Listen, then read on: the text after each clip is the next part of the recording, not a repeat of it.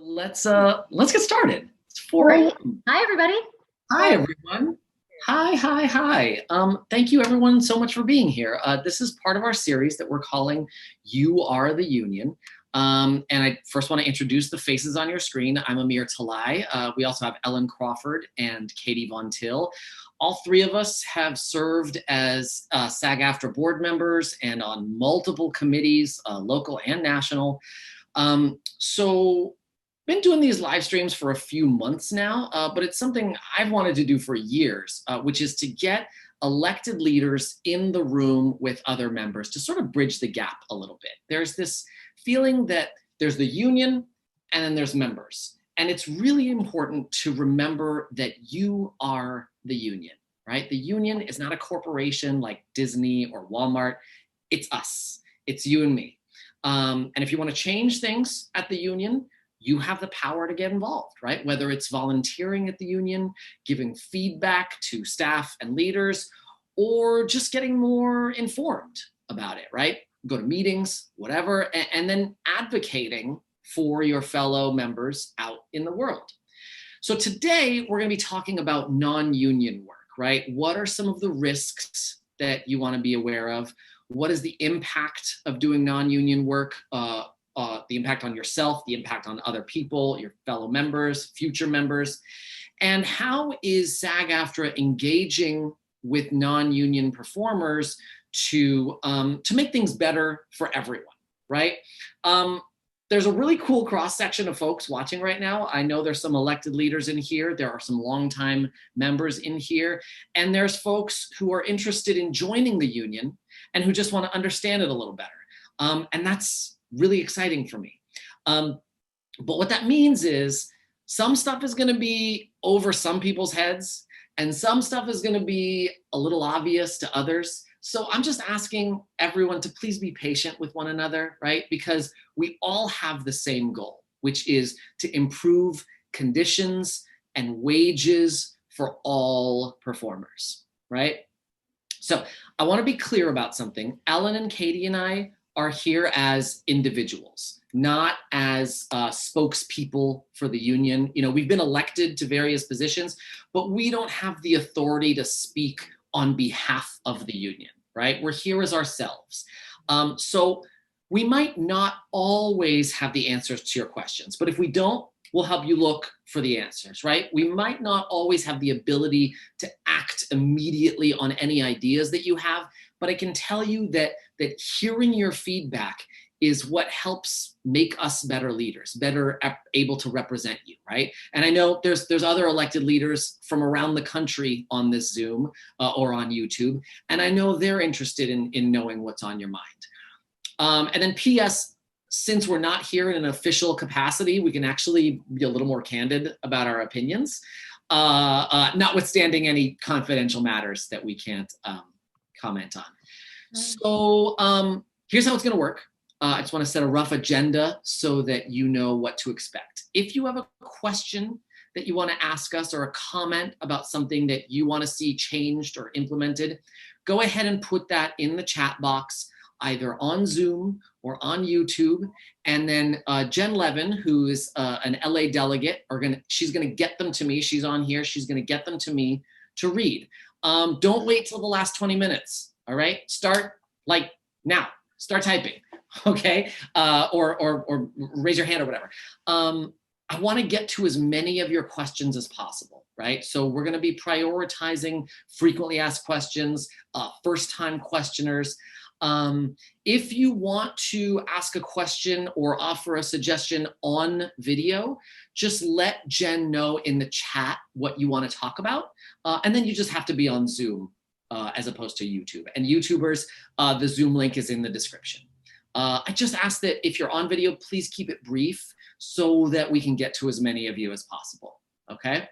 And then finally, I just want everyone to know we are recording this and we're gonna post it later as a resource for people who can't be here right now. So if you want your question asked anonymously, just say that in the chat and I won't say your name, okay? Or you can DM me on Instagram or whatever, okay?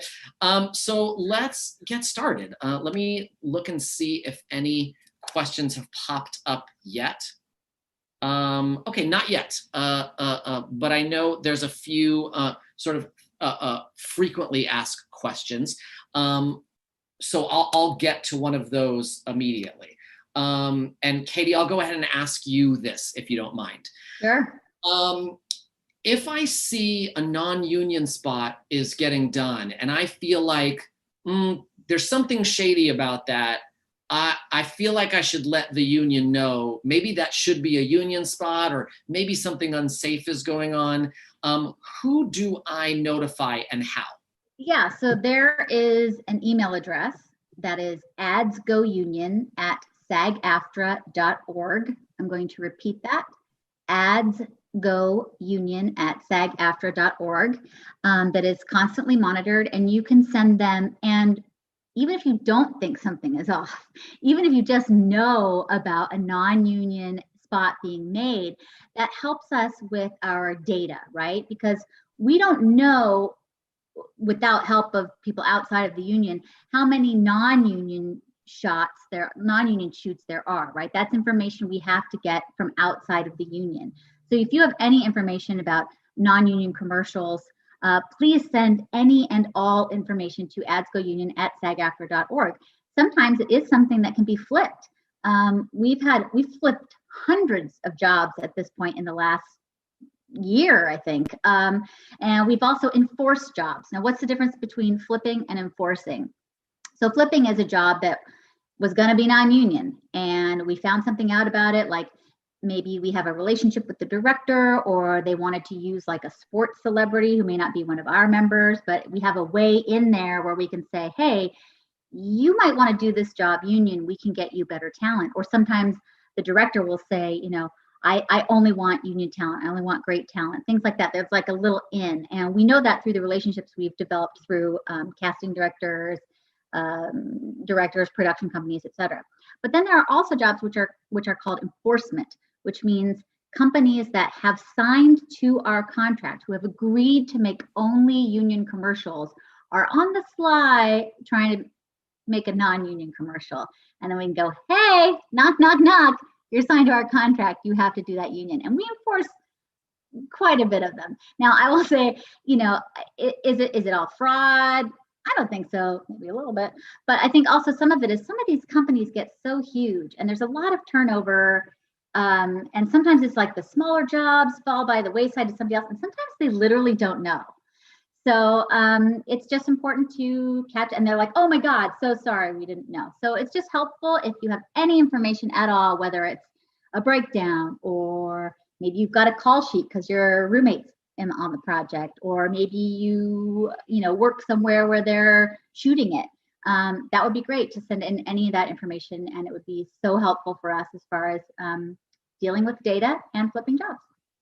Yeah, and what I want to remind everyone is that it even helps if the non-union spot happened a week ago, right? So it's not necessarily about giving us actionable info. Sometimes it's information that just helps guide our staff and understand the landscape a little bit better. Like the metaphor I always use is, how Facebook monitors sort of everything you do on the web, and Amazon monitors sort of everything you do, and they sort of build a profile of you so that they understand, like, oh, Amir is the type of person who buys this kind of thing and who shops at this time of day. Well, every little bit of information you send us about the non-union landscape, whatever you might find out, helps us understand the non-union landscape a little bit better, so that we can make more informed decisions, so that our staff can make more informed decisions, and sort of enforce the spots, flip spots, etc. Right? Great. Yeah.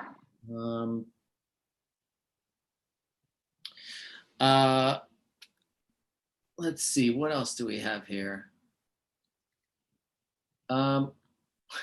Would it be good to discuss FICOR and the effect it has on the union? So FICOR is a complicated issue. For those of you who don't know, FICOR is basically...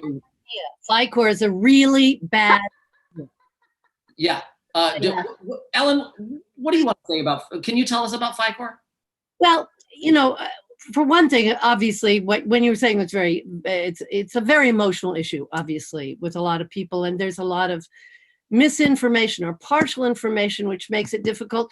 It also is something, it's not a FICOR like a Marine Corps. It's like something the union came up with. It's federal law, but the thing that it does is I say it's a bad idea because, first of all, especially now in times of COVID, any non-union work that you do, you are literally taking your life in your hands.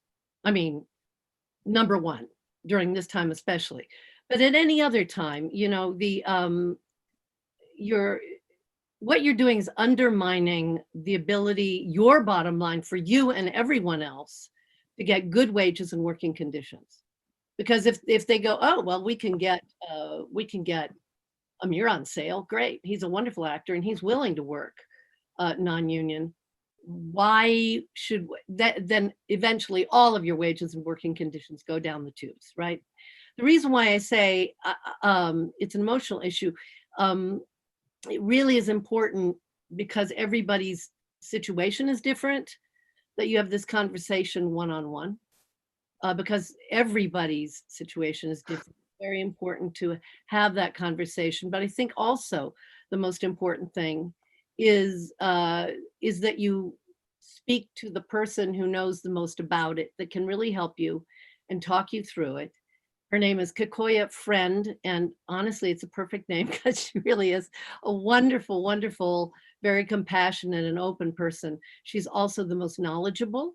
She's also the person that you should contact at the union. So I always say, please talk to her. That's Kekoya . I should type this up and give it to Yes, Jen. send it to Jen, and then she'll put it in the chat box. You wanted to say something, Katie, about? Yeah, this is one of those things where, like, Ellen and I disagree on some stuff, and this is one of the, she likes the one-on-one conversations about FICOR, and I like the let's just throw it all out there method about talking about FICOR. And that's when it's a great thing about being in a union together, is this is why democracy works, right? We both have a voice and we both have a vote, and that's how that works. Point out that I begged Katie to be working with me on this as well. So. I am on the committee. Yeah, Ellen put me on the committee knowing we don't agree. Like, I often say, people have heard me say like,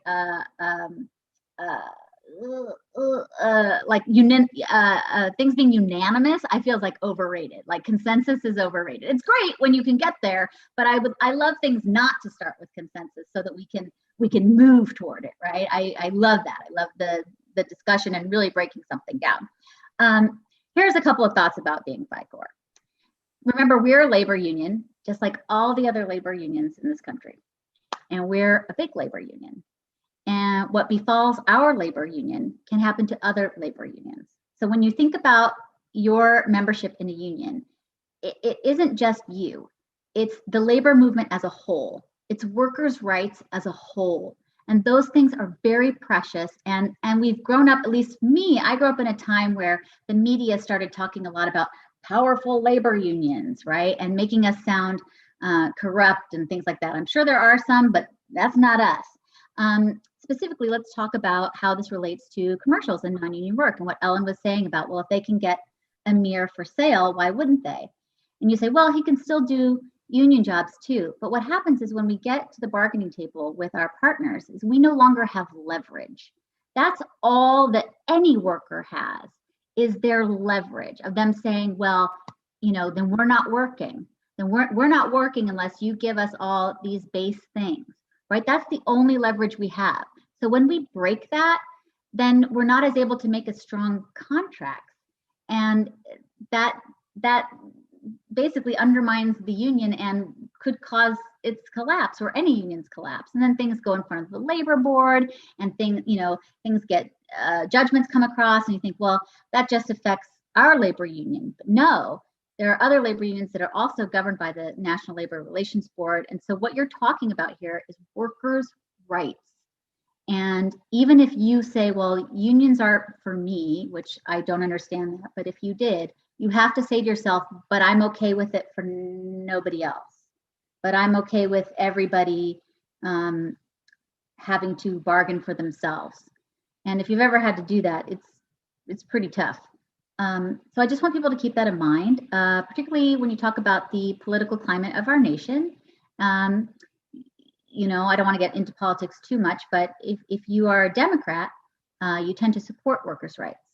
So if you are a Democrat who is anti-union, which is essentially what you're doing if you're being FICOR, you're undermining your union, you are anti-union, you're probably not really a Democrat. And so you might want to reevaluate your personal political leanings and what those things mean. And I'm not saying you have to enjoy unions and have to be a Democrat or any of those things. I'm just saying if you need to think about your life and make sure that everything lines up and makes sense, because personal hypocrisy sucks.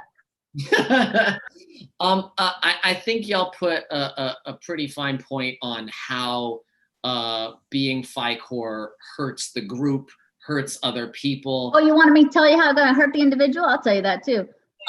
Sure. I was going to. So, but I'd love to hear from you first because you're more knowledgeable than I'm fired up. So here's the deal. We have statistical data of everybody's earnings, right? The union has it. And they know for a fact that people think, oh, well, I'm going to do non-union and union, right? I can do both. It's everything's open to me. Yeah, non-union is going to supplement my union earnings, but with very, very rare exception, like 2 people or something like that. That person's union earnings go down. So they don't end up supplementing, they end up replacing, but they replace it with money that's less. They replace it with things that have no benefit. As simple as they're being 1099 versus paid as a W-2. So you're not paying into Social Security, you're not paying into unemployment. You then have to pay self-employment taxes on that because taxes are not being withheld. You're paying 20% plus, they're usually taking an extra 20 on top. It's not a dollar for dollar match, even if it is exactly even, which it pretty much never is. People don't think about that, but we have the numbers. They go down. We also know statistically, even just from a very recent sample since the pandemic started, we've had over 500 productions go through the approval process, commercials since the pandemic began. And there's hundreds of performers, hundreds and hundreds of performers, and only a tiny few of them are FICOR or fee-paying non-members, as we say. So it's like, you really want to roll that dice. Another thing that happens is casting directors start to worry about, well, do you have conflicts that I don't know about? They also start to think if you're good, they think, oh, well, shit, I don't want to give Amir up for that union Honda spot that's coming up because I have a non-union Toyota and it's harder for me to find great non-union things. So I'm going to hoard him. So you think it might not hurt you right now or hurt you as an individual, but the fact of the matter is, statistically, it does, with very rare exception. The other exceptions, of course, very rare. And you touch on the point of conflicts, because a lot of people don't realize when you do a non-union spot, say you do a non-union telephone spot, that is likely in perpetuity. You don't have the protections of the union. You don't have a limit. So you won't be able to be considered for another telephone spot. So it's really something that a lot of people get caught in. Some pretty amazing people have gotten spots because somebody else fell out. So because of that very thing. So it's really important. And you're also not supposed to put SAG-AFTRA on any of your materials. And as Katie said, I think, you have your stables I have these fantastic people that can do all my non-union spot, and I'll reserve my union people for the union spots. I think that's very, very true. Real quick, I want to bring in Sheila Traster. She's actually the president of the Colorado local. I hope I'm saying that right. And I know that union, non-union, that split is a little bit different in the larger locals as opposed to the smaller locals. So Sheila, if you could speak on that really briefly, I'd really appreciate your insight. Sure. Hi, Sheila. Hi, everybody. Thank Hi. you so much. Ellen actually touched on part of what I wanted to say, but if you take FICOR status, you are no longer a member. You're a fee-paying non-member. So it's not that you're not supposed to. You can't put SAG-AFTRA on your resumes. You're no longer seen as that professional actor. So you're a fee-paying non-member.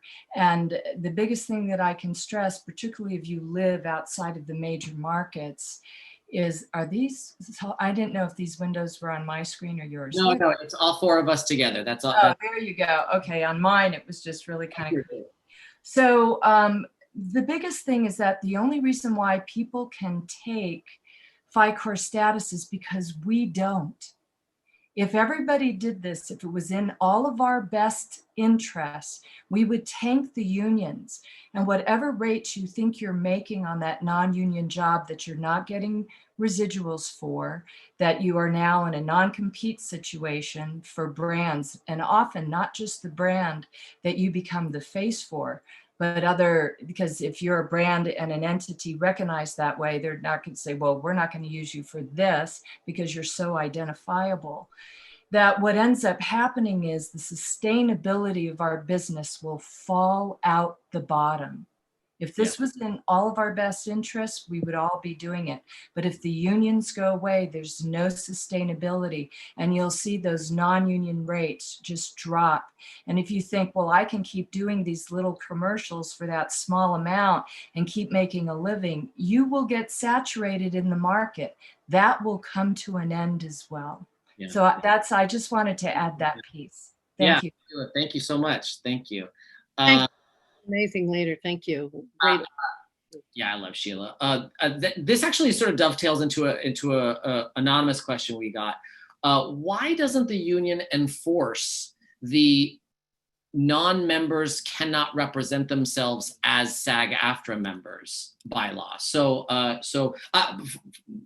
To be honest, I don't know that the union doesn't enforce it, but this person believes that we don't enforce it. So I'd love to know, can we enforce it? If we do, how? And if not, why not? You had said that non-members can't put SAG-AFTRA on their resume. If they do, what kind of recourse do we have? How do we deal with that? Do you guys know?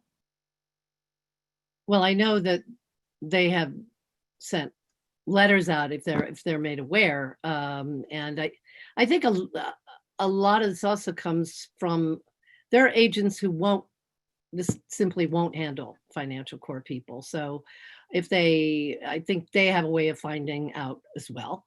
So Katie, do you have any thoughts on that? I do know that they send cease and desist letters. I don't know what happens beyond that. I have had one conversation with one of our attorneys by the name of David Gregoire about that. I don't know what happens beyond that. All I know is that there are letters sent. I don't know if they keep getting sent letters. I honestly don't have the answer to this question. Yeah, that's a tough one, right? Because we're basically telling someone who's not a member, stop using our name, and we don't really have any way to sort of enforce that if they're not a member. But at the same time, that is hurting members, because this non-member is out there saying, yeah, I'm a SAG-AFTRA member. Yeah, well, and I also sorry, go ahead, Ellen. Sorry. Go ahead. I think these are very complicated labor law questions that I'd love to have a conversation with David Gregoire. Actually, maybe Ellen, the next time we have a FICOR meeting, we could have this conversation with him and try to get some more concrete answers, because I don't know, but it is something I would love to agendize for that next meeting when we're able to have them again, and see if we can drill down a little bit on that. I know that at one point we were speaking with some of the casting sites have really jacked up things. It's like, I'm not allowed to be brunette and blonde. I can't be 5'1" and 5'4", which I'm not, but they would let me check other kinds of boxes. So you could say you were SAG-AFTRA, you could say you were SAG-Core, which isn't a thing anymore, AFTRA-Core, like they're all jacked up. And we tried to have conversations with them about cleaning up their sites and making it more accurate. And then of course, one got sold to a giant conglomerate, and now the smaller one, I don't know if people are aware, Casting Frontier was recently bought by Casting Networks. So now they're all under this giant conglomerate that owns casting networks now. So I don't know how that changes the conversations that we've been having with them about trying to get them to clean it up. Of course, they don't really care about cleaning it up because that doesn't put any money in their pockets, and they're all about making the dough.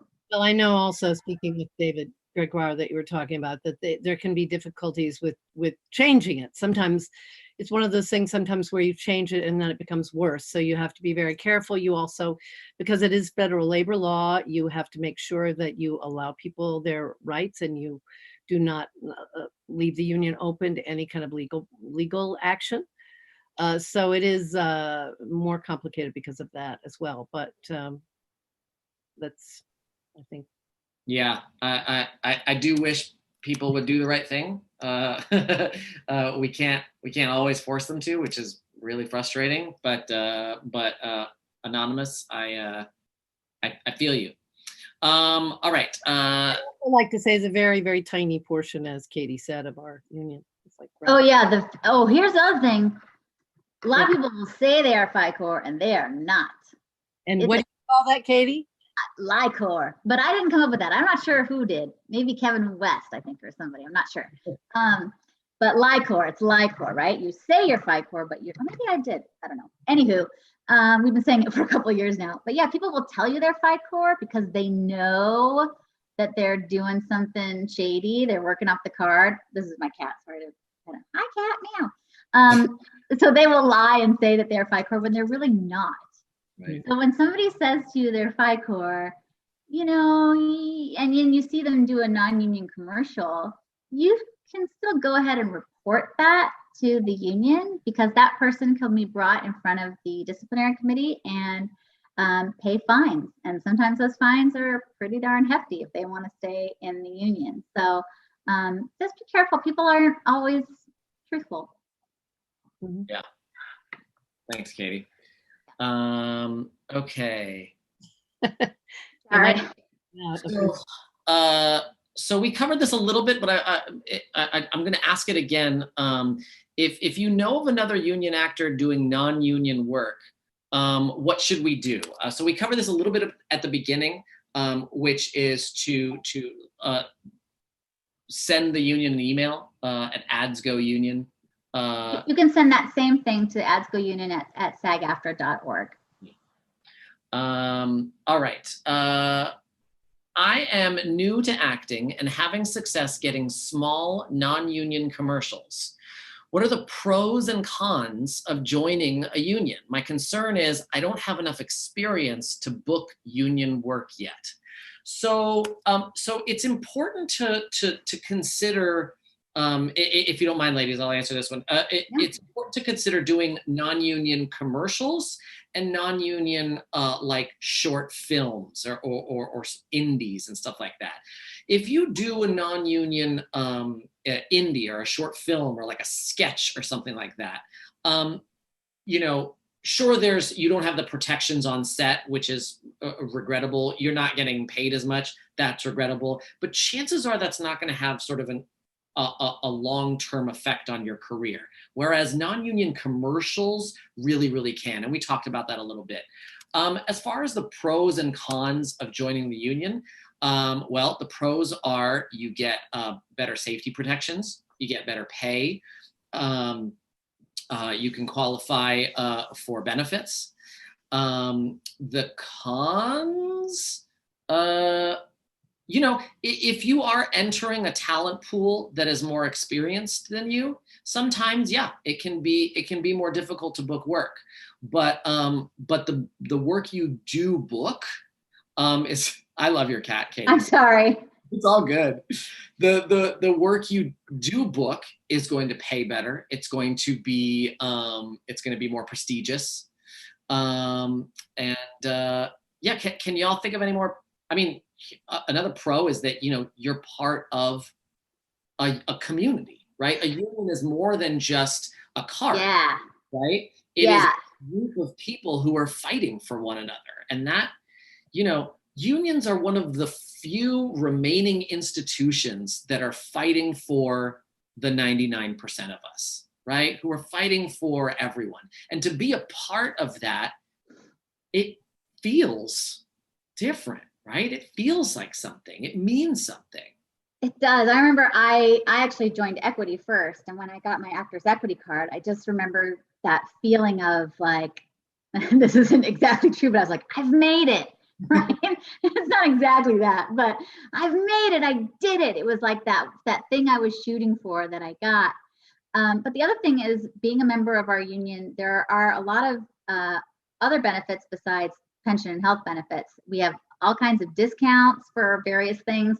We have all kinds of free classes and training and meet and greets and screenings and conversations. Like there's such an endless amount of programming, free programming for our members that you couldn't possibly get close to attending it all. There's no way. And we have so much that a lot of people, which is a pet peeve of mine, but a lot of people just delete their emails because we have so much going on all the time. And I'm like, read your email.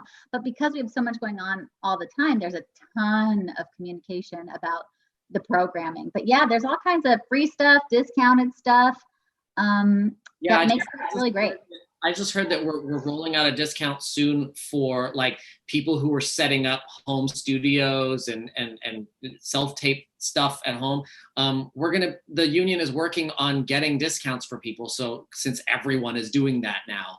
And there'll be discounts on acoustic panels, microphones, things like that. It should roll out in the next couple of weeks, I think. And by the way, also, I think there's the larger question of what working better projects with better people. You just get better, number one. I mean, yeah. You don't get better. But also, even during this time, there are things the union has done a presentation about self-taping. They're doing one tomorrow about social media. That's not even talking about SAG Foundation events, which right. which are available to union members. And I think it's like honestly thousands and thousands of dollars worth of classes that you can get as a union member. And that's not just in LA. That means you can do them online across the country, wherever you are a member. And we have Move Members Organizing Volunteer Efforts, which we have kind of all over the country, but Move LA has on YouTube. If you go to SAG-AFTRA TV, you'll see those panels as well. So there's a lot going on that everyone can take advantage of no matter where you are in the country. And I think the community is very, very important. And also, look, the fact of the matter is we have people fighting for us in Washington right now. Yeah. I'm in Sacramento. That's what unions do. And I have to say how impressed I was at the very beginning of COVID and the pandemic, that we were immediately working on safety protocols, and not by ourselves, because we are in the House of Labor, so we were working with all of the other entertainment unions very closely. We made sure that the entertainment industry was on the governor's task force for getting back to work safely. We actually also made sure that we had representation directly on that task force as well, because it's such a unique industry and such a huge industry. But people tend to forget that it's, you have to keep saying, hey, we're a union product too. And in fact, I had some good news, because we had a convention recently, the California Labor Federation, where we had a resolution about ads go union. Basically, don't forget when you're buying your union t-shirts and sweatshirts and using a union printer that we're union products as well. And I'm happy to report we've had at least 3 spots I know of since then, which was just a few weeks ago, that have gone union because they were like, oh, right, how do we do that? So they are contacting the union, and as a labor movement, we work together, and that's how we get things done. Right now, I would like to say, if everybody can contact, I'm sorry, I have to do a little commercial here. Go for it. Contact your legislative representatives to support the Worker Health Coverage Protection Act. That's for COBRA subsidies and expansion. This is how your union is working for you and other workers as well. Just Worker Health Coverage Protection Act. Okay. And the other is Mixed Earner Pandemic Unemployment Assistance Act. That's so that people are getting stuck with W-2 and I-9, and they couldn't combine they couldn't get enough from unemployment because a lot of their unemployment wasn't in W-2 employment. So this is to combine that so they can get the PUA, instead of just being the traditional unemployment. And we've really been pushing for that. So that's Worker Health Coverage Protection Act, Mixed Earner Pandemic Unemployment Assistance Act. Please push your representatives, and I'll also send that to Jen as well. Jen, great. And I just wanted to throw in, Katie, you had mentioned the beginning of the pandemic when when the union got hard to work on safety. Another thing the union did, which was huge, was really quick, got our residuals processing folks classified as essential so that those checks would keep going out to people. So if you want to talk about a benefit of joining the union, it's getting residuals and getting them, on time, which this summer has been really important for people. Katie, real quick. Yeah, just what Ellen alluded to, like, hey, we're here, we're union too. There's this sort of feeling, I think, sometimes among the general population that artists don't count. We're not real people with real jobs. This is just all fun for us, and we should just be grateful to be doing what we're doing.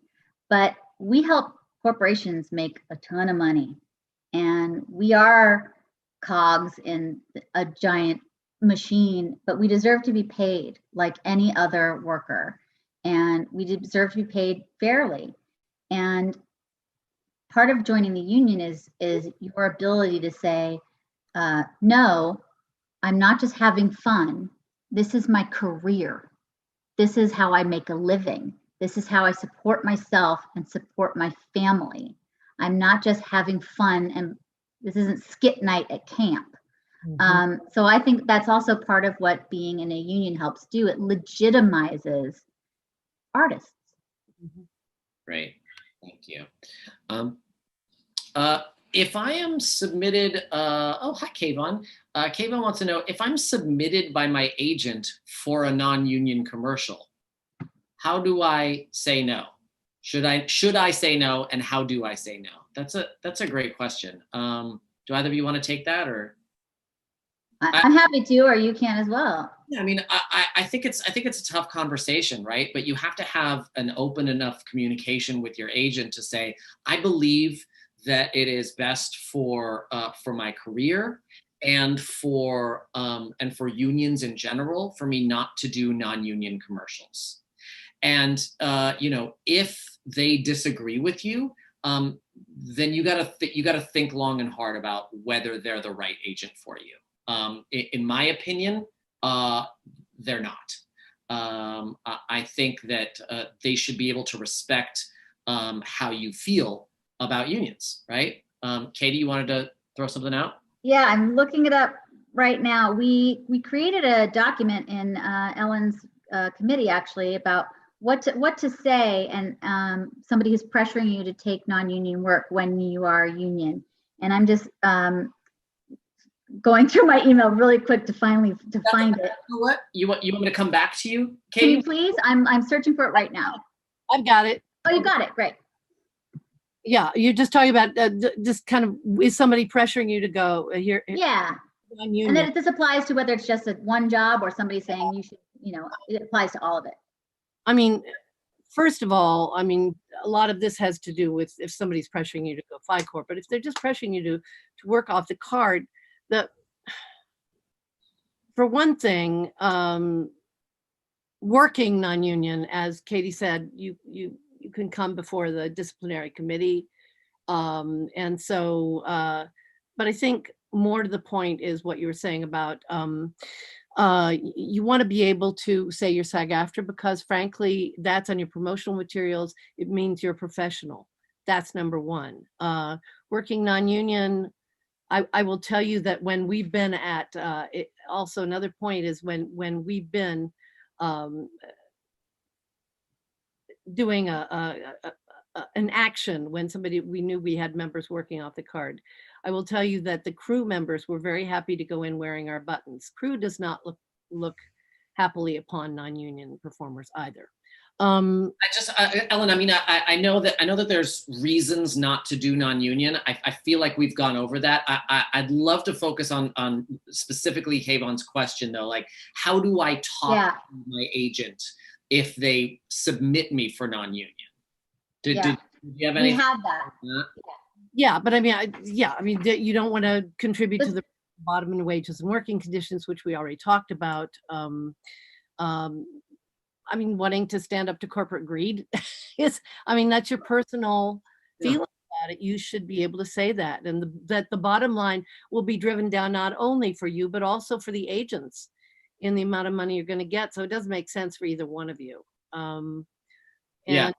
Another thing to keep in mind is when you do non-union work, the agents oftentimes can actually take 20% instead of 10%, and then what happens on top is they'll get another 20% from the production company. So if you get told that you're getting paid $1,000 for a non-union job, not only will you pay $200 to your agent, but they'll get another $2 from production. So you've made 8 and they've made 4, which is bonkers. Bananas. Okay, I found the documents. I'm just going to read through it really quickly. So is somebody pressuring you to go FICOR, or somebody pressuring you to take a non-union job? Number 1, so here's an answer. I will not resign my membership in SAG-AFTRA. I want to be able to put SAG-AFTRA on my promotional materials. It shows I'm a professional.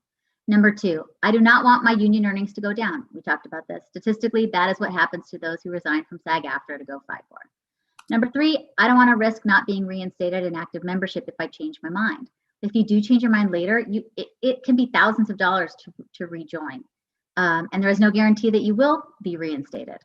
Reinstatement is not guaranteed, and the process can be lengthy and expensive.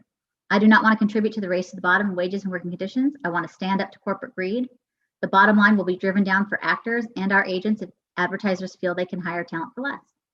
I'm not willing to put myself on sale and jeopardize my safety and well-being on a non-union set.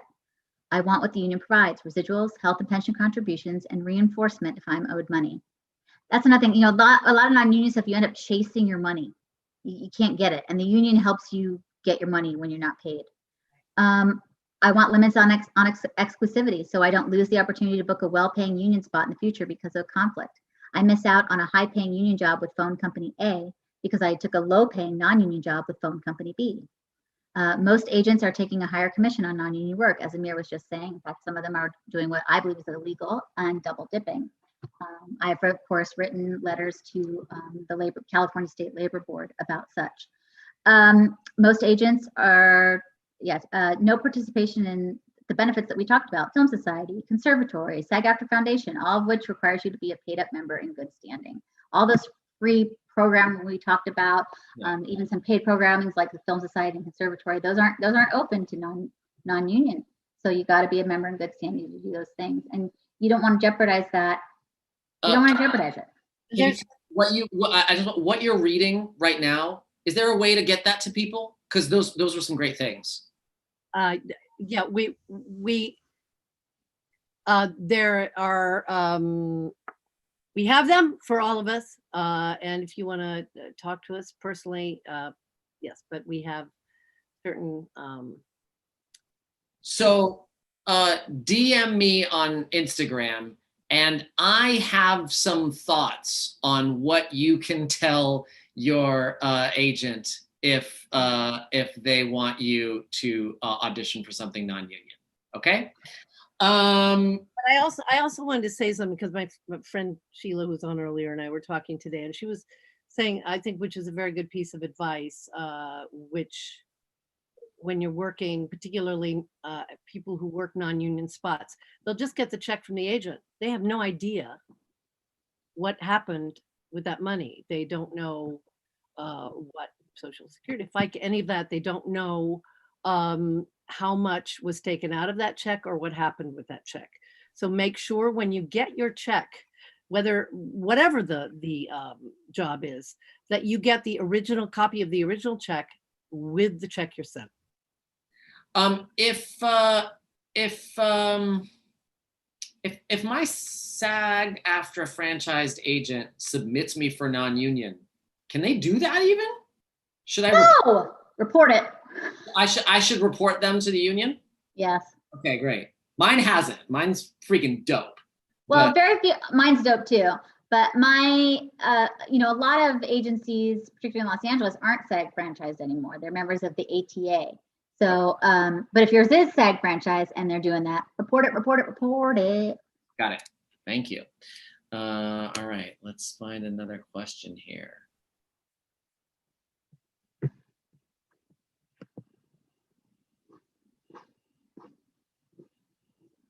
Okay. There's a huge push. This is from Ranjiv Pereira. I hope I pronounced that correctly. I'm sorry if I didn't. There's a huge push for actors to make their own content. Now, so he makes a statement. I want to be clear. I don't necessarily agree with the statement, but I want to read it as is, and then we can talk about it. If you're a union, there's no inexpensive SAG-AFTRA contract that allows a SAG-AFTRA actor to create their own content.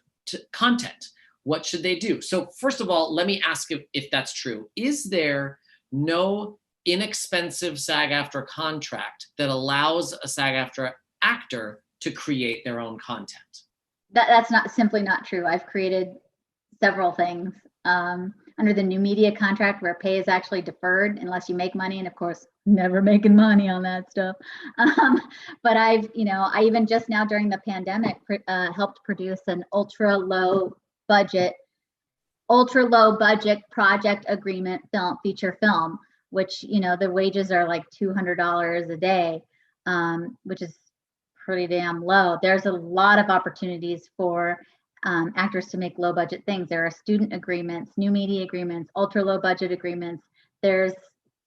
If you want to make something, you can make it, and you can make it union.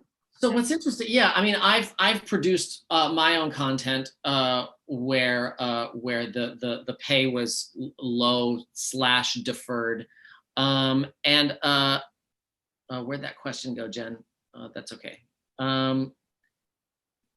I think that I'm curious where that thinking comes from. That there's no inexpensive SAG-AFTRA contracts. I think that maybe it's people are sort of worried about the paperwork and they think that translates to being expensive, but it isn't necessarily. Now you go online on the production center and fill out your paperwork online, and they give you a rep. Yeah. Yeah, you can do that all on the website. And I want to say that we're actually going to do a You Are the Union live stream about self-producing sometime in the next month. I'm not sure if it's 2 weeks from now or a month from now. So stay tuned. Definitely going to get deeper into that. But it's absolutely possible to create your own content, make it union, make it safe, and use union performers, right? Without, going broke. All right, let me see. Let's go back to the question. I mean, it still might go broke because, even for some of us, even a little bit of money will make you go broke, but, it's achievable. Okay. What's the best way to get involved with the union and help the Ads Go Union movement, or really any part of the union during the pandemic? Oh, open your emails. yeah. Ladies, emails. There's lots going on. There's a lot going on. Open your emails, follow the union on social.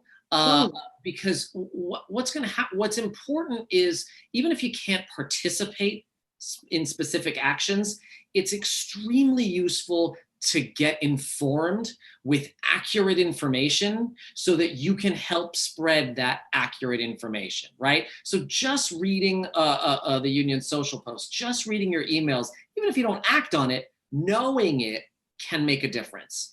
As far as how to get involved with Ads Go Union, obviously use that email address. And look, you can use that Ads Go Union at SAG-AFTRA.org email address, not just to report non-union activity, but also to ask questions, right? That email address is monitored every day, right? And so if you have questions that you want to ask about ads, about the non-union landscape with respect to ads, pop them in there. You'll get a response, I promise you. Maybe not immediately, but you will. And I like what you said about the social media, because also sometimes you'll find out things that are going on that you just don't even know are going on. And things you want to support, like the Coalition of Dubbing Artists. Dubbing artists are getting together for all workers to make safety protocols and make working conditions better and wages better. And you'll see there, it's codaunite.com, for example, and you'll learn about them, learn how to support them. You'll find out about things that are being organized by the union where you can give them a, yeah, go for it when they're trying to organize. We recently had WBUR in Boston in June and KCRW in LA in July. So when these people are, we make WBUR, they're asking for your support and your retweets, and you can support. You may not be a broadcaster, but you can help them, and then they'll help you when it's what being in a union is all about. And that's right. We need to amplify each other's voices, right? That's an easy, quick, sort of no-brainer way to get involved. Like if we're fighting to organize a station, then retweet those efforts and try to help people get a fair contract, which is KCRW did. And yeah. I love KCRW. It's fantastic. Okay, so Graham Douglas asks a great question that I don't totally understand. So Graham, I'm going to sort of halfway answer this question, but I'd love you to say a little more in the chat box.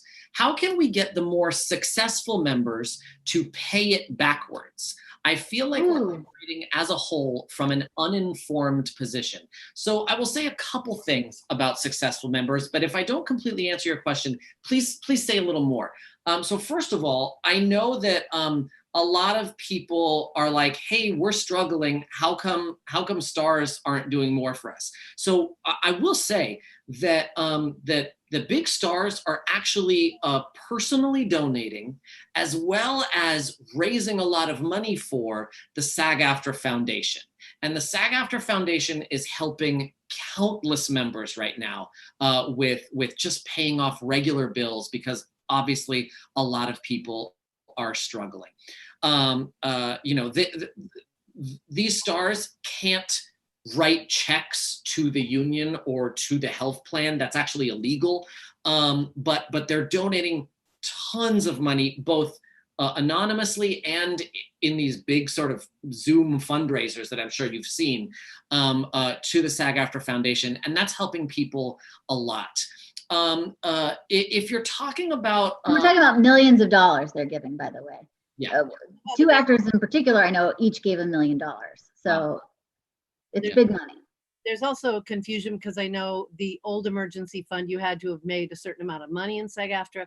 The SAG-AFTRA COVID relief fund, all you have to do is be a member, a dues paying member, and they will help you. So that's important distinction I wanted to make about this particular relief fund that they've been giving. Which, side note, you can't apply for that relief if you're not a member. Right. Exactly. Right? So there's another benefit of being a member. Now, if you're talking, Graham, about successful actors, celebrities, for example, doing more to flip jobs union, that's a complicated issue. And I know one part of it is that sometimes they assume that they're doing a union spot because they're union, and that's not always the case, right? Or they'll do a union spot, and then that same company will do a non-union spot, a week later. There's a lot to unpack there. Katie, do you want to take any part of that? Yeah, I mean, I agree with Graham that we could do a lot better with them paying backward, but there are celebrities who have, and you'd be interested to know that not only are some of these celebrities starting to take real care in this issue, but their agents, and I'm talking about the big three agents, who are now reaching out to, without specifically naming names, reach out to our staff now, even about things as simple as like a little influencer type ad with their clients. It's really interesting how one of these agencies in particular has been so on our side. I mean, I kind of almost can't believe it. But yes, as you were saying, there are agents who like go to do a job in, you know, I don't know, the UK, right? And they're on a union contract. So they assume everybody is being paid fair wages, and they're not. Or maybe something is shot overseas and then it comes here for a VO, and maybe that celebrity is VO. I do know of that happening not too long ago, where the VO said, "Oh no, I'm not doing the VO for this if it's non-union." So celebrities are, I think, getting there. I think particularly with some of you may be familiar with the grassroots organization by the name of Union Working, who did a great job of reaching out to celebrities and contacting them and trying to get them involved. And a bunch of them made some promotional videos for them, you know, fighting for this cause, particularly when we were on strike with an ad agency named BBH. And some celebrities really, and while we were in contract negotiations, you know, some celebrities really did start to step up. So I think that a lot of it is just bringing awareness to them. I would say if you are friends with a celebrity, like many of us are, right? We've worked in this business a long time. You might have, I don't know, maybe George Clooney is your best friend. I don't know. Reach out to them, have a conversation with them, let them know what's going on, because you know they're not reading their email, right? It's probably going to their business rep. But let them know what's going on and see if you can get them involved, because the way Union Working was able to get so many involved was because people had personal relationships with them. You know, so-and-so was friends with Allison Janney, so she was able to reach out to her. Somebody who's friends with John Hamm was able to reach out. This really goes back to what Ellen was sort of saying about these, you know, one-on-one conversations, one-on-one personal connections. If they don't know that it's personal to them, they don't know. So we have to find a way to let them know. So if you are friends with them, and sometimes it's even just as simple as, you know, if you're on set for something, you can just sort of bring it up in casual conversation. I know it sounds hard, but I've done it. I was on a set of some Nickelodeon show, and the guy was like, "Oh yeah, blah blah blah." So you never know. It's just sort of like talking about it, bringing awareness, bringing in the people that you can, and hopefully we'll gain some traction. But there's been some great movement thanks to Union Working, particularly their member named Mike Nelson, who wrote a letter and got people to really get involved. So I think there is traction, but I agree with Graham. There's not enough, and I don't know. It's hard to convince people sometimes that it matters. That's something that doesn't necessarily impact them at this point because they're so far above that it still matters. Yeah. I'll also say, because the union working thing was trivial, I'll also say that within our union leadership itself, and that a lot of reach out that we just, because it happens on that level, it's not public, right? It's one on.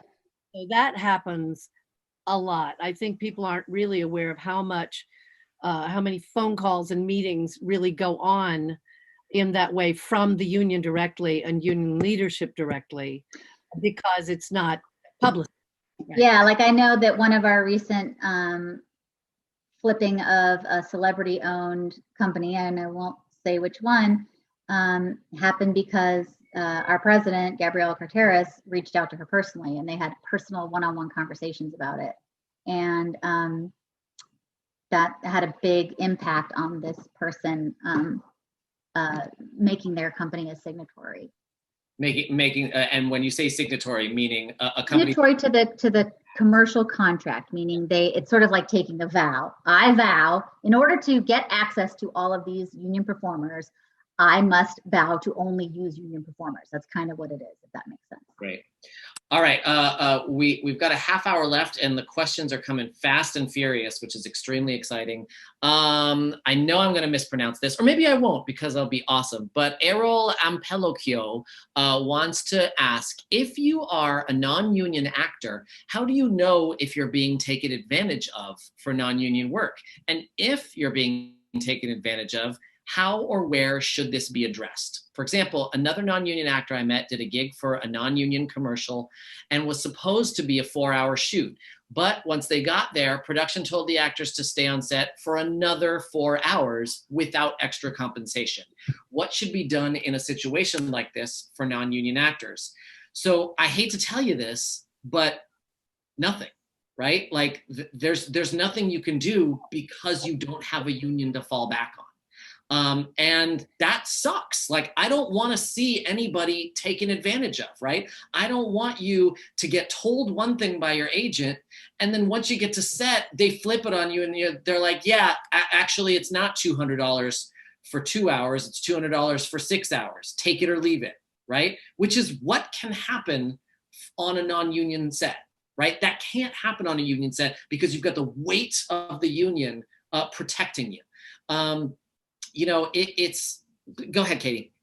I just want to say something, just talking about, taking these non-union jobs, right? There's always non-union work, even in commercials. There's never been no non-union commercials. And so my advice isn't don't take any non-union commercial. My advice is be particular about those ones that you choose, right? If something is super low paying like that, like look for all the red flags, right? Also, take things that aren't gonna be a big conflict down the road. Make sure your contracts don't say in perpetuity, although I've seen contracts lately that don't use that term that still mean that. So be very, very careful with everything you sign. Do not trust your agent, please.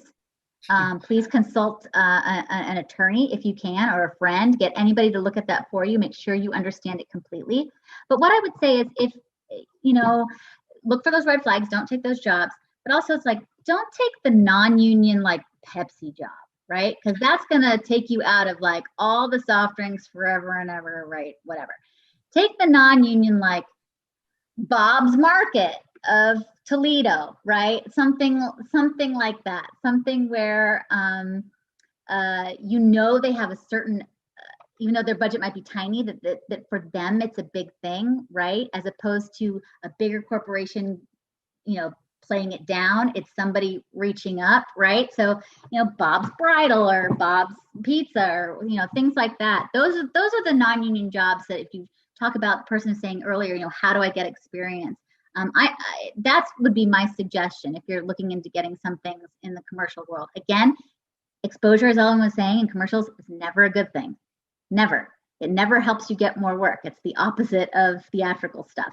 So I prefer Amir's way of doing, indie films and even some things on television like reenactment shows or non-union, things like that to get your teeth wet. Try not to do commercials, but if you absolutely feel like you must or you want to get some experience in that field, I'd recommend those really truly small mom and pop type things, that are shooting commercials. And then you'll know also that they've put, I'm not explaining it exactly perfectly well because I'm tired and it's a pandemic, but the idea that this commercial means something to them. Yeah. And if it means something to them, they're more likely to take better care of you. Just food for thought. Yeah. Real quick, what is everyone's opinion regarding people who misrepresent themselves on their profiles? Ladies, if you don't mind, I'm going to answer for you. All right. What is the best way to turn voiceover jobs from non-union to union? Is there a person that can help me? That's a great question. I don't know the answer. I don't know the answer, but I know people who know the answer because I know it's done through particularly things like a co-ed contract, like an industrial type thing that's like just used inside whatever company. You can use these third-party signatory payroll companies to run your pay through. I've never done this. I actually would really like to learn more about this. In fact, there's a gentleman by the name of James Babin who knows quite a bit. Amir, I would love for you to have him maybe as a guest on a future one of these. Maybe we could have one of those because it's something that I do know exists and I don't know much about it, and I'd love to know more about it. And I know he knows quite a bit, and there probably might be some other people who would be appropriate guests for that same topic. Thank you for asking that question, actually, because now hopefully we can have one of those chats because I want to know too. Yeah, maybe we'll do something specific to like voiceover. Actually, Yeah, that's How to flip a voiceover job. I don't know. not just how to flip a voiceover job, but like just voiceover, like the voiceover work. Like we should have a "You Are the Union." That's so big, but yeah, sure. Yeah, but you know. Well, and it's certainly important, particularly right now, because that is really the hot thing that's still happening, even during the pandemic. It's all of that. I think it'd be great to have it soon, frankly. Yeah, and there are things with audiobooks related that way too, that you run it through a third party. That even I think they even list these third parties on ACX, if I'm not mistaken. ACX is owned by Amazon, and it's a way to audition for audiobooks and produce them and upload them, all that stuff. And I haven't gotten involved in this yet, so I'm just starting to read up on it. But I think they even listed the third parties there, and I'd love to learn more about this. It's a great question. Michelle wants to know, what if casting directors want union actors to do non-union background work? I've been told that background non-union work is okay in Texas. So No. Okay, what this person is referring to is like right to work states. Right to work doesn't mean a union person can take a non-union job. Right to work means a person can take a union job without joining the union, meaning not supporting the union in any way, kind of like being FICOR, where you're undermining it, right? You're undermining your own thing. But I do know there's also things about zones. Ellen, do you know more about background zones? Yeah. I was going to say, because, for example, Chicago is not a background zone. So the background work there is actually non-jurisdictional because there is no zone. So, I mean, I hope I'm not getting myself in trouble here, but my understanding is if you are an actor in that zone, and please, any of you from across the country, if I'm wrong, please speak up. I think it's non-jurisdictional work. I know back in the day, I worked in Chicago as a background actor, and pretty much everybody did. But so I believe if it's non-jurisdictional, it's yeah, it depends on the zone, right? Like I know in Texas, Houston is a zone, but I know that Austin isn't. So that's basically whether something is jurisdictional or not. But again, there's a difference between something being non-union and non-jurisdictional. Those are not the same thing. Audiobooks, for example, used to be non-jurisdictional. And then right. In a 3-year period, did almost 100% of organizing audiobooks. And now it's a union gig, which is great. Yeah. I don't exactly know that we answered that question. Did we? Oh, can you be union and do non-union background? No. Can you be union and do non-jurisdictional background? Yes. Okay. So if you are in a zone, what are called the background zones, which I know you can find on our website, telling you where the zones are, you cannot be union and do non-union ever. Yeah. Okay, but non-jurisdictional, if there's not a zone, then that means none of it's union, right? And we haven't organized that yet, and in which case you could be union and do non-jurisdictional work. Okay. I know it's a bit of semantics and it sounds a little weedy, but yeah. There are a lot of different opinions on when an actor should join the union. Some, again, I don't know that I necessarily agree with this, but I want to read it as is. Some commercial agents say wait. Some theatrical agents say as soon as possible. What are your opinions for the newer actors? If you're eligible to join, you should join. You have the money, you save the money, or have a way of getting the money, or getting a loan, or getting financed through the SAG-AFTRA credit union. If you're eligible to join, you're ready to join. And think about the reason those commercial agents are telling you to wait. Again, they're hoarding you. They know you're good. They're hoarding you for these non-union spots because they know they can double dip. Yeah, and these commercial agents will, commercial agents, I should say all agents, are not always thinking about your career longevity, right? And those commercial agents who want you to do non-union work just so that they can make a fast 10, 20, 40%, they're just using you up like a freaking Kleenex, right? So if you can afford to join the union, join it, because you will be able to get paid what you're worth on commercials. And for theatrical work, you will be able to do theatrical work of all different budget levels, right? You may not be able to do some sort of random backyard skit, but that's not something that's going to be terribly useful to you anyway, right? You can still do low budget stuff that's going to help you build your reel. You can still do various things that help you gain experience. But joining the union, I would say as soon as you can afford it, I agree with Katie, get in. I also, I think it is a personal choice in that I think you want to have a professional career. I think it's important.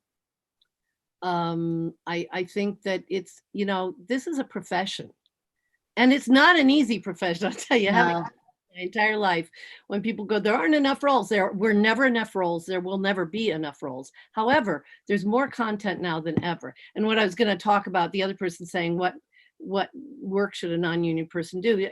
There are, when you are building, and I agree, if you're ready for the profession and you have the money, join. But when you're coming up, find those best schools that do really quality student films.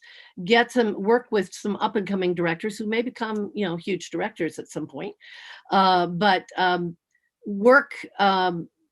Look for those quality projects. I mean, Katie was talking about the commercial projects where they really care. It's same with a student quality project. Or, but then, yes, I agree. If you want it as a profession, you have the money, you qualified. We also have a new path to joining now through some of the a combination of projects that were previously did not make you eligible to join. It's a combination which will be rolled out, I'm sure, more after the pandemic is over. But be very careful about the quality.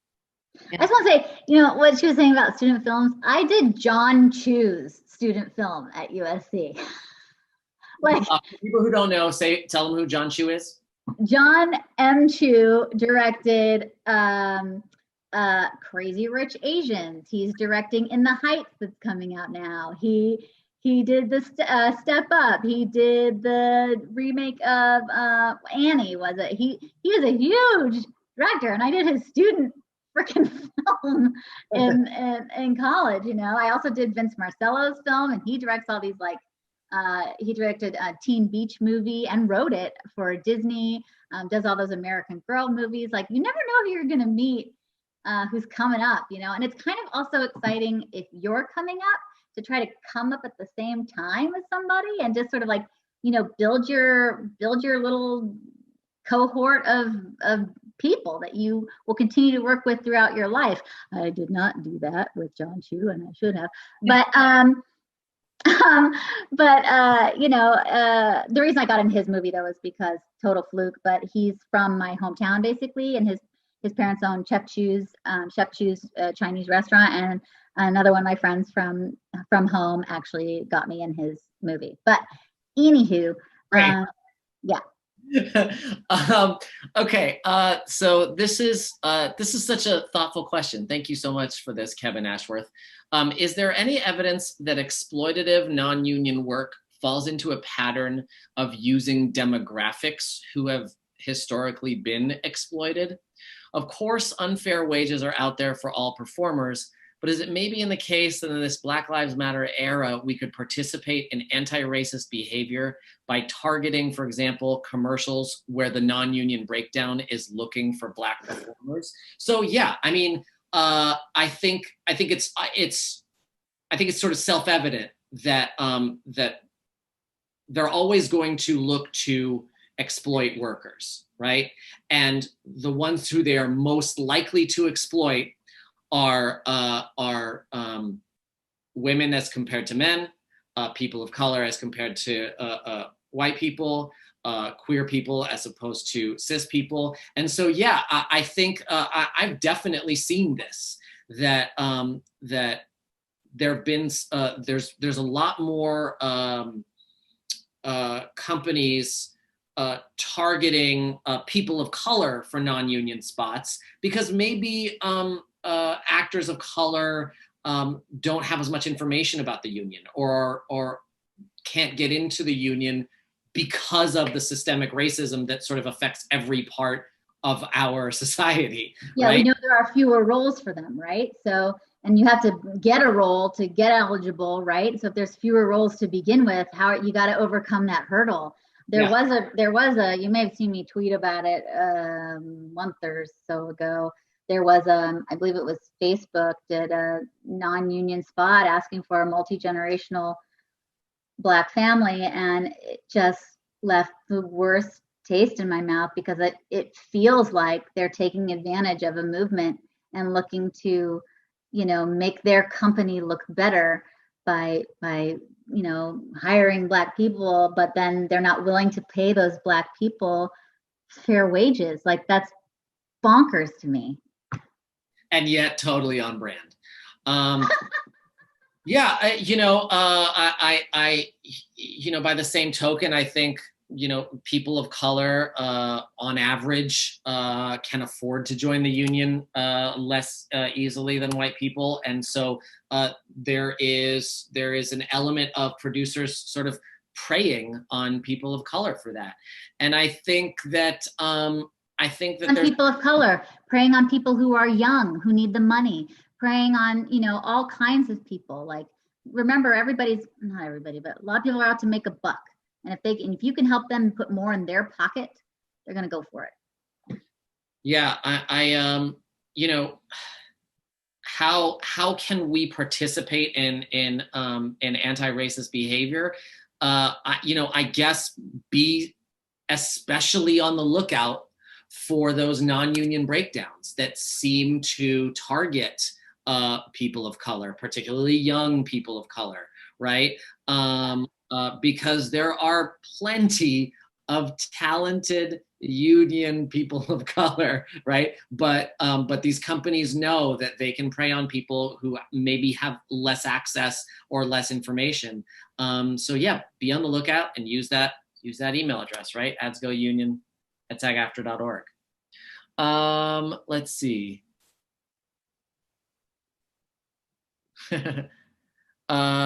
Someone, quick comment. Back when I was starting, I did a non-union commercial. I was injured on the job. Turns out they had insured the crew, director, producers, and forgot to insure the cast members. Yep. Wow. I'm sorry. I'm really sorry. I didn't mean to laugh at that. That's awful. Well, I will say that was submitted anonymously. I know the guy. He's doing okay. Oh, good. Yeah, there was that, I don't remember her name now, but there was that comedian who was injured. Maybe it was like 4 years ago now. Got that traumatic brain injury on a non-union set, and she doesn't work now. I don't know. It's like, sets are dangerous places, even when they're as safe as we can make them. Even with a union crew and union actors and all this stuff, they're dangerous. There's, ladders getting moved and C-stands getting moved, and they're just dangerous places because there are a lot of moving parts. I just want to be as protected as possible. Okay. Anonymous question. How do we get more involved in the oversight/enforcement element of things? There's this idea that the people who work on enforcement, it's this like tribunal or this cabal, and we don't really publicize much about what happens to people who are punished, right? And what punishments look like. We don't make a big deal about that. Ellen, could you speak to why we don't make a big deal about that, or whether we do and maybe I'm wrong? Clearly. What does enforcement look like? Enforcement looks like those notices if you open your emails that say do not work order. That's happened. They've certainly been on it during this time, but they always are. They will enforce and tell you cannot work here. And then meanwhile, they are doing negotiations. They're having those conversations, which of course involves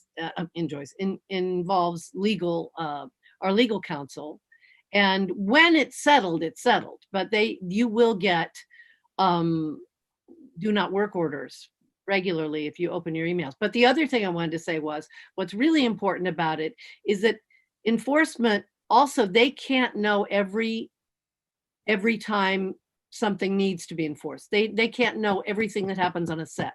So it's really important that you call the hotline and tell them this is going on. They can't have a rep on every single set in every single state and country across the world globally. And even if they were on that set, they might not be on the set when it happens. So it's your responsibility, all of our responsibilities, because we are the union, as your program says, to report those things and report them immediately. I mean, I know I've gotten texts and forwarded them on when something was dangerous. It's or something is not right. You have to immediately call them on it, and don't be afraid. I mean, I know one of the things, for example, and this isn't in the danger sort of thing, but a young performer will arrive on a set on location, and they'll say, "Oh, I don't have your per diem, so you'll get a check at the end of the week." And meanwhile, they have no money to eat. That is not legal. And fortunately, in a situation like that, a friend of mine who's older and more experienced union member said, "That is not right. We need our money right now." And that's a way we can also help each other if we've been members for a while, to go, no, don't be afraid to speak up. This is not right. Call the union. So and that number, that hotline number, that's right there on the SAG-AFTRA.org website, right? Great. It's also on the back of your card, I believe. Now, just to make sure that I'm answering this question, I believe what this person is asking about is not so much enforcement of working conditions, but enforcing the idea that union performers should only be doing union spots. Oh. So how are we, when someone is working off the card, when someone is doing something like that, how do we enforce that? Right. So I talked a little bit about this earlier, but you're going to report that person to ADSGO Union at SAG-AFTRA.org. The legal team will go through the whole process of vetting that out, making sure that person is in fact working off the card as opposed to FICOR, that job was in fact non-union, and sometimes we get it wrong, but they'll make sure all those things are the case, and then that person will have a hearing in front of a disciplinary review committee, which is made up of union members like ourselves, their peers, who then they face expulsion, they face suspension, they face fines, and sometimes those fines can be really, really hefty. More often than not, they're at least everything you made on that job. So what was the point? This member asked, how do we get more involved in enforcement? And I get the sense they really want to be involved in the enforcement process, maybe join that disciplinary committee. First of all, the way to get involved is to use that email address, adsgounion@sagaftra.org. If you want to be on the disciplinary review committee, how would you do that? Well, I guess you would figure out who the chair is for that committee is. I believe it's Jenny O'Hara, and maybe reach out to her. The other thing I would say is, like, I remember before I was really involved in the union, I was like, well, I'm just going to sign up for these committees. Like, you get the thing every year or whatever. But I know as a committee chair, when I get the list of people who signed up, I start to go, if I don't know someone, I start to go through, I try to find them on Facebook, Twitter, and I try to see, well, has this person engaged in any way before? Is this person maybe amplifying union messaging? Is this person, because otherwise I'm picking people blindly out of a hat. And I try to be as informed as I can when I make decisions about who might be a good committee member for me to put up. And the way I got involved was I was really angry, and I went about the union, and it was about residual tracking, which I'm now a real expert on for commercial residuals, but I was really angry about it. And I showed up to a town hall, and at that town hall, I met other people, and that's basically it. And I know there's a pandemic going on right now, so it's a lot harder to just sort of meet people and start to get to know people and figure out the ways you can get involved. But hopefully this pandemic will be over at some point, and we can all be together in person again. And honestly, it's just a matter of starting to get to know people. And the more you know people, the more you know how the union works, more you might know what committees you might be right for. Because I might think I'm great for, like I was on Ellen's local organizing committee before, and I realized that actually isn't my strength. And it might be better for me to, there's new chairs for that now. There's actually Kevin E. West and Mike Nelson are the chairs of that. I was like, this isn't my strength. But sometimes you don't know that until you try to learn a little bit about what's what. Yeah. We are running out of time. This is just a couple things. I didn't know this. Is this true, Charlie Bowden? That the union makes the producer, when you fly, take out $100,000 life insurance policy for a plane flight and $250,000 death policy when you fly by helicopter? I had no idea. That's so yeah, definitely a reason. Hi, Charlie. Definitely a reason to join the union, right? So that your relatives get paid. So that your loved ones will get paid. That's really dark. Why did I end it there, guys? Are there any more questions? Maybe we should do an uplifting one. Yeah, there's little plug from, yes? I'll say one other thing that's really great about joining the union and getting involved in the union. Like, I've been friends with Amir for like a bazillion years, but I became friends with Ellen through union service. And I became friends with actually a lot of people sitting here viewing Kevin McCorkle, Matt Kavanaugh, Shay Scullin, John Connolly, Jen Levin. I mean, I know all of these people through starting to show up. And so not only do I have, connections in my industry, but I have new friends. And even if we don't always disagree, like Ellen and I clearly don't on some things,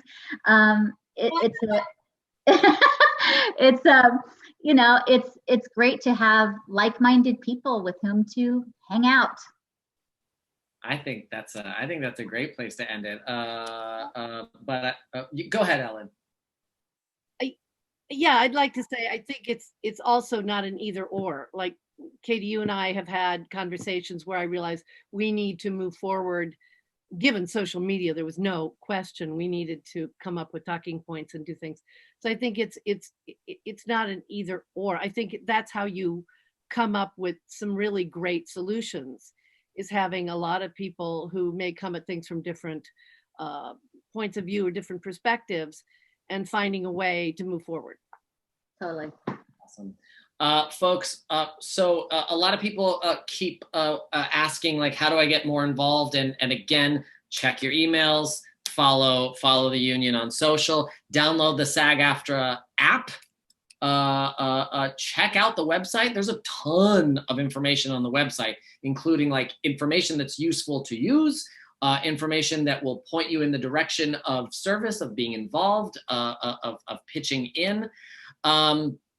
So I just want to thank everyone for their time, and to finish up, I just have a couple favors to ask. I'd love some feedback on this live stream. Jen, if you don't mind, could you put the email in the chat box for the live stream? And look, we've just started doing this, so we've been doing it for a few months, and it's gone pretty good, I think. But we want to make it as good as possible, as useful as possible for members, right? I love Katie, but I can call her on the phone, right? What I want to do is put things together like this that help members, right? So let us know what you thought, right? Was this too long, too short? Should our next one be focused on anything in particular? Like I said, we're definitely doing one in the next, either in 2 weeks or 2 weeks after that. I vote for that voiceover flipping jobs thing. Okay, go ahead. Yep, self-producing. We'll be talking about flipping voiceover jobs. And then the second favor I have to ask of you is please go to your social media and let your people know that you just watched this unofficial live stream, right? Let them know what you thought. Hopefully you found it really productive. Hopefully you found us receptive and engaging. But you know what? If you didn't, share that too. Tag us. I can take it. Feel free to tag us or don't tag us. I don't care. You can find us. I'm not going to go through all the ats. But really, what I really want is for people to know that, look, right now, the official union activities are pretty much restricted to essential business, right? Which means contracts, safety, negotiations. But while that's going on, there's still member leaders like us and others as well who are doing what we can to connect with and represent our fellow members, right? And again, you are the union, right? So if you want to get more involved, check out all those resources I told you, the website, the app, the social. Feel free to hit me up on Instagram if you want. I'll see what I can do to get you more plugged in. A big thanks to Ellen and Katie Von Til. I adore you both. Thanks for having us. Massive thanks to Jen Levin for doing all of the behind the scenes stuff. You're a freaking dynamo. I hear that she put the email at the end. And as she says, we'll be posting a replay on our YouTube channel within the next day or so. So that's all I have. Thank you all very much. Much appreciated.